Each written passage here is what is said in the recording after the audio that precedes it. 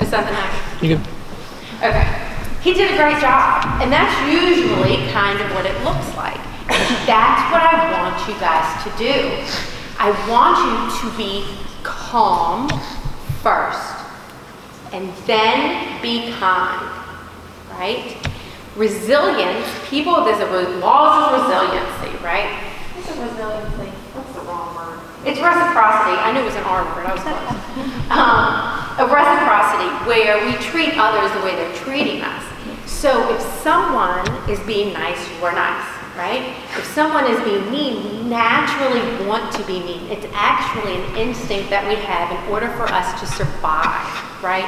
But this was like a long time ago when, like, people were coming to kill us and there were lions and tigers and bears, right? That's not what it's like anymore.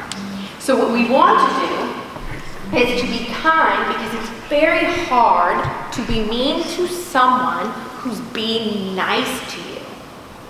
And if you think of it as a game, and it's about winning and losing, it's much easier to do. And the more you practice it, the better you're going to be, right? And I don't mean the more you get bullied, practice it. Like, the more you practice it in your head, the more you think about the situation. I am going to give you guys some resources that you can look at, that you can go to online and watch, like video after video after video after video of that exact exercise that we just did, right? He's going to go over it with you, and it's going to be so funny, and this guy is fantastic, right? And you are going to really like it. But I want you to watch it a lot, so that when it happens, you're not caught off guard, so that you got this, right? Because all you got to do is be calm and be kind, and you won. Now here's a caution that I have. Don't think it's not working if the person amps it up. They are going to amp it up. Do you have any idea why? Yeah, because they're like, wait, this isn't working. I must have to turn it up. I got to turn it up a notch. Now, when they turn it up a notch, and a lot of times that's when they get louder, right? Or they get closer, they get in your face more. When they do that, you need to think to yourselves, I am so winning. I am so winning this game. This person is actually panicking now. They're panicking, looking like a lunatic in front of others now.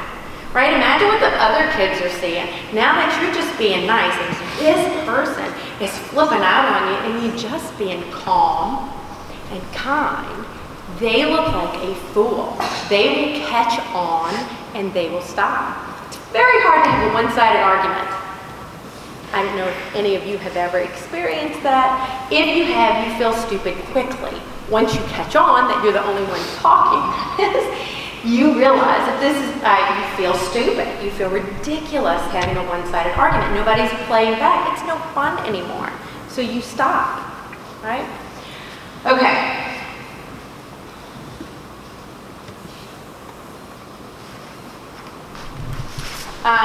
You guys heard, well, I know the grown-ups have.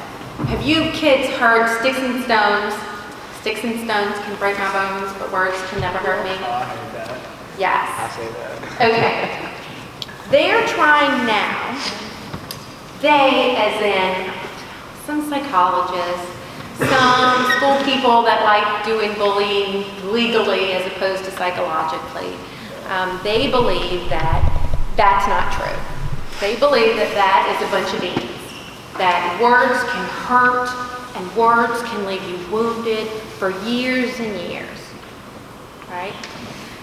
Okay, so that's crazy talk, because you decide if words are going to hurt you or not. You own that biz. You decide if it's going to bother you what they say or not, right? Lots of people are not affected by stuff. They're not. They are the ones that stay in control of their own emotions. They're in charge. They don't give that power away to some kid that they don't even like, right? They don't allow this other person to be in charge of their emotions and how wounded and hurt they're going to feel. They decide for themselves if I'm going to be wounded by what you said or not.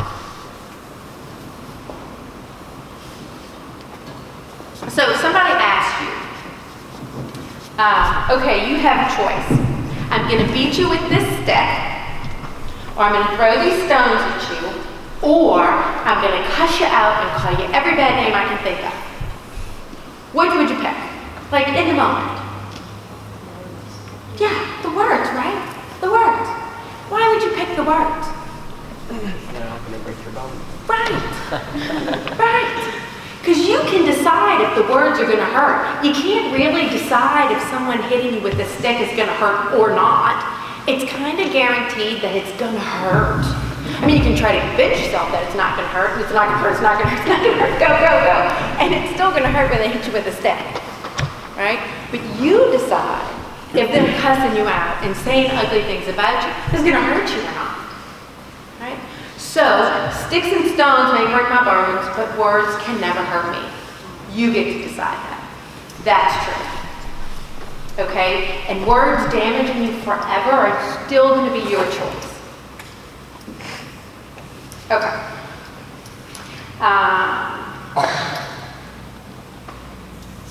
You give away your power when you get angry and upset. When you get angry and upset with the bully, you give it away. That's kind of a big deal. I don't give anybody that kind of power over me. When you are not being defensive, it's very hard to continue to be mean to you. When you're defending yourself, that's the argument, right? That's what keeps the game going. I do want you to defend yourself if someone's hurting you, right? And I don't mean this, right? You'll know what I'm talking about, right? I don't know, boys do this all the time. They like come up to each other and they like hit each other. They bump into you in the lunch line, right? They push you, they kind of push you and stuff, and you're like, stop, you know, that's, I mean, you guys are way physical already. This is not hurting you.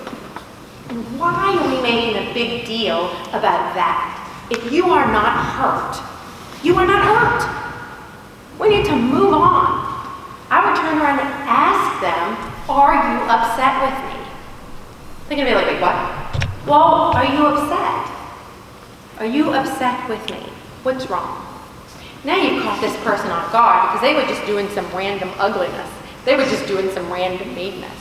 Or they don't particularly care for you for some reason. But when you ask them what's up, they may or may not answer. If they answer and say, yeah, I don't like your face, then you know exactly how to play this game. Right? You got this. Oh, I'm sorry that you don't like my face. I didn't mean for my face to offend you. I like your face, though. Right, that's a cute face. I wish I had your face. How hard is that to keep arguing and being ugly if you're saying stuff like that? It makes it hard. And they feel bad, right? And you guys do feel bad. I hear parents and I hear other kids say things like, they don't care. They don't care. They're mean to anybody and everybody, and they don't care. They don't feel anything. That's not true. That is not true. Okay? As much as they might want you to think they don't care, they do. They are humans. They are breathing. They care. They are doing that behavior to protect themselves for some reason. Now, the reason is really none of your business, right? You don't have to worry about any of that. But when you think that someone doesn't care and that they're just mean and horrible and they don't feel bad and they don't feel, that's not true. They are people. And the younger they are, the more they do care, right? Okay. So, if you are hurt, you have to do something. Okay? So you need to go like, I don't know, to the nurse or the infirmary and make sure that you're okay. But you do need to tell someone. Remember, that's a crime. That's assault and battery. That's a crime. So someone needs to know about that. The other part is, don't be afraid of the bully, because that's when they become the enemy. When you are afraid, you are no longer able to treat them like a friend, because you aren't afraid of your friends, right? So if you can not be afraid and treat them like a friend and respond to them as a friend, then this situation is going to work. It's going to work, right? You have to be consistent, because if you have one person that's coming up to you and one day you can play the game and the next day you can't, we've just made this go on for longer. The more consistent you can be and the more you can do it over time, it is not going to take very long. I promise you, it's not going to take that long. Because I'm thinking that what you were doing currently wasn't working either. Right? If you were responding the way I did the first time and I was yelling back and calling names and threatening and doing all that, that wasn't working anyway. That's not going to get him to do anything different. Okay. Oh, I don't know if any of you guys know. Do y'all know any sore losers? Like people that cannot lose in a game, right? If you happen to know that you are a sore loser, you are treating your friends like enemies. You are. That's what that means. So you are treating the people that are your friends like they are your enemies. And you won't have many of them for very long, because kids learn very quickly to stay away from that. They just do. They know, okay, sore loser, we're not going to play with him. And you guys have probably done it already before. I don't like playing with people that are sore losers. Sorry. I don't like playing with people that are sore losers. I don't, because it's no fun. Like the game is no fun at all, because either you have to let them win, right, all the time, or they pout, or they're mad, and they're mad at you as if you did something wrong, and we're supposed to be friends. Okay.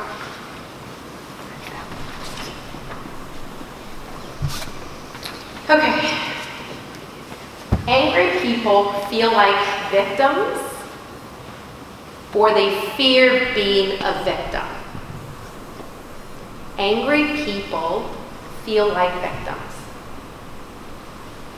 That's a big deal, especially for you parents. Like, think about that.